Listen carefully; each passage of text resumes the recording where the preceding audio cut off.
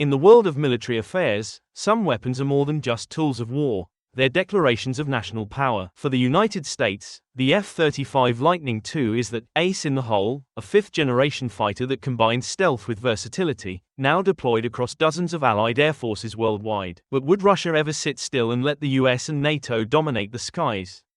The answer is the Su-57 Felon, the ghost of the sky, from Sukhoi. It's been promoted as a direct challenger to both the F-22 Raptor and the F-35 Lightning II, blending Russia's traditional, martial arts, maneuverability with next-generation stealth technologies. But beneath the glossy image, is the Su-57 truly as powerful as Moscow claims, or just a paper tiger, hyped by propaganda? In today's video, we'll break it all down and search for the truth.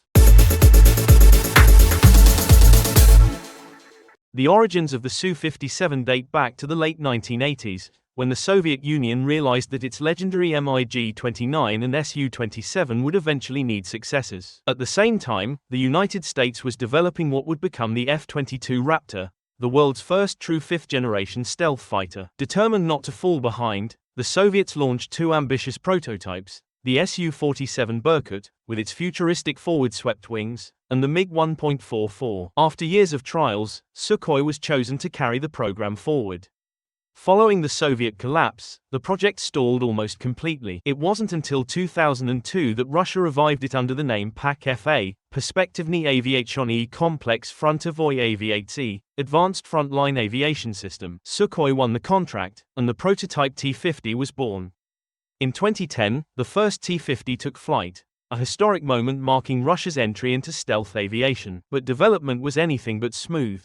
Engine issues, radar integration challenges, financial struggles, and Western technology sanctions all dragged the program down. In 2019, disaster struck when the first production Su-57 prototype crashed during testing, just days before an official handover. Still, Russia pressed on. By 2017, the fighter received its official designation, Su-57, intended to become the backbone of the Russian Air Force for decades. Beyond its military role, the Su-57 stood as a symbol, proof that Russia, despite sanctions and isolation, could still create a fifth-generation stealth fighter to rival America and China.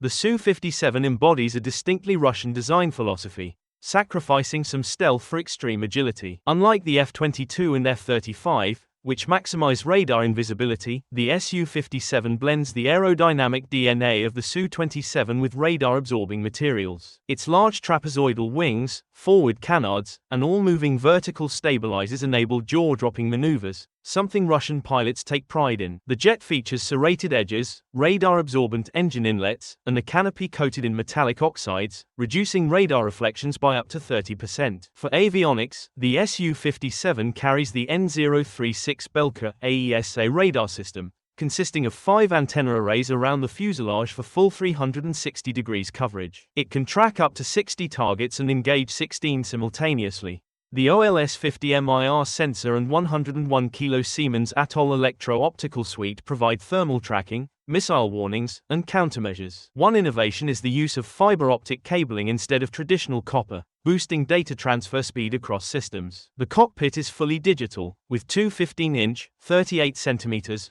multifunction LCDs, a wide-angle HUD, and a helmet-mounted display offering 360 degrees vision. In short, the Su-57 isn't a copy of the West stealth jets, it's Russia's own path. A fighter that can hide when needed, yet dominate in a close-range dogfight.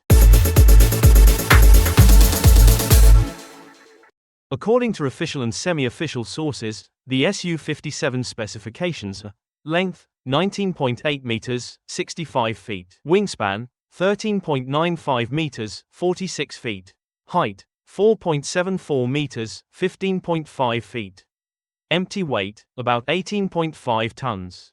Maximum takeoff weight, 37 tons. The aircraft is designed to operate at altitudes up to 20,000 meters, 65,600 feet, with a top speed of Mach 2.25, around 2,600 km per hour or 1,615 miles per hour. Its combat radius is roughly 3,500 km, 2,175 miles, with a maximum range of 5,500 kilometers, 3,415 miles. Currently, the Su-57 uses the AL-41F1 engine, an improved variant of the Su-35's powerplant. It enables supercruise, sustained supersonic flight without afterburners, at Mach 1.6. Still, it's viewed as an interim solution. The future ISDA A30 engine promises greater thrust, fuel efficiency, and reduced infrared signature. Only then will the Su-57 fully meet fifth-generation standards. The cockpit is entirely digital, with no analog gauges. Its canopy is radar-shielded, and the ejection seat allows safe escape at altitudes of 20 km and speeds of 1,300 km per hour. Another highlight, about 35% of the airframe is composite material, compared to 25% on the Su-35. This reduces weight while enhancing stealth performance. The Su-57 boasts an exceptionally versatile arsenal, with a maximum payload of 14 to 16 tons, outclassing the F-22, 10 tons, and F-35, 8 tons. R-37M air-to-air missile, range 400 km, speed Mach 6, designed to kill AWACS and refueling aircraft. Considered Russia's premier long-range hunter. Kh-38M air-to-surface missile, range 40 km, 250 kg warhead, multiple guidance options, GPS, radar, laser, IR. Fits inside weapons bays for stealth. Kh-35U anti-ship missile, range 260 km, sea skimming at just 4 meters altitude to evade defenses. Known as the small ship killer, Kh-58US HKE anti-radiation missile, range 245 km, locks onto multiple radar sources, ideal for SAAD missions. KAB-500 precision guided bombs, GPS or laser guided, built for hardened targets. GSH-30-130mm cannon, the last resort weapon for close-range dogfights. With 4 internal bays, the Su-57 can carry both long and short-range munitions while retaining stealth. For heavy missions, it also has 6 external hardpoints, sacrificing stealth for payload. In effect, the Su-57 isn't just a fighter jet, it's a flying battle complex, capable of air dominance, ground strikes, radar suppression, and naval warfare. The Su-57 officially entered Russian service in 2020, but only a few dozen are operational today, a modest number. Moscow aims to field 76 aircraft by 2028. Its combat debut came in Syria, 2018, when 2 prototypes were deployed for live testing of sensors and radar in real conditions. During the Russia-Ukraine war in 2022, Su-57s were reported in multiple missions. Rather than dogfighting, they launched long-range cruise missiles such as the Kh-59 Mk2 and Kh-69 from outside Ukrainian air defense zones. In June 2022, 4 Su-57s reportedly networked together to suppress enemy radar systems. But losses have occurred. In June 2024, Ukrainian intelligence claimed to have destroyed 2 Su-57s in a drone strike on Akhtubinsk airbase. Russia confirmed 1 aircraft was damaged, sparking debates about inadequate protective shelters.